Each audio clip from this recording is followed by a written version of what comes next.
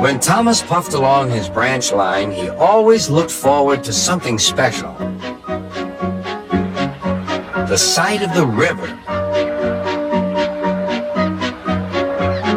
As he rumbled over the bridge, he would see people fishing. Thomas often wanted to stay and watch, but his driver said no. What would Sir Topham Hatt say if we were late? Every time he met another engine, he would say, "I want to fish." But they all had the same answer. "Engines don't go fishing." Silly stick in the muds, thought Thomas. One day, he stopped as usual to take in water at the station by the river. Out of order. "Bother," said Thomas. "I'm thirsty." "Never mind," said his driver. "We'll get some water from the river."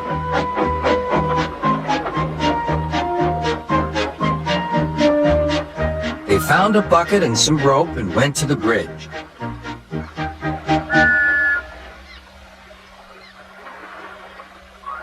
Then the driver let the bucket down to the water.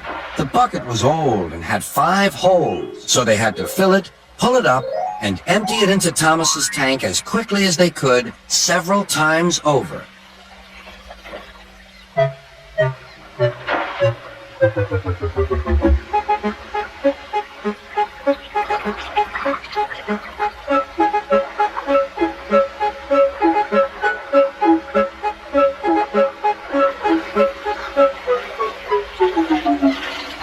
They finished at last. That's good, puffed Thomas, and Annie and Clarabelle ran happily behind.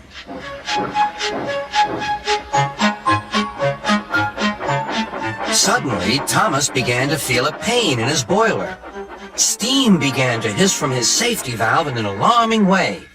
"There's too much steam," said his driver. "Oh dear," groaned Thomas. "I'm going to burst! I'm going to burst!" They damped down his fire and struggled on.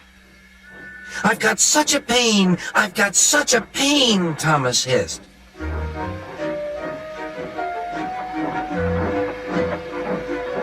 They stopped just outside the last station, uncoupled Annie and Clarabelle, and ran Thomas, who was still hissing fit to burst, on a siding right out of the way.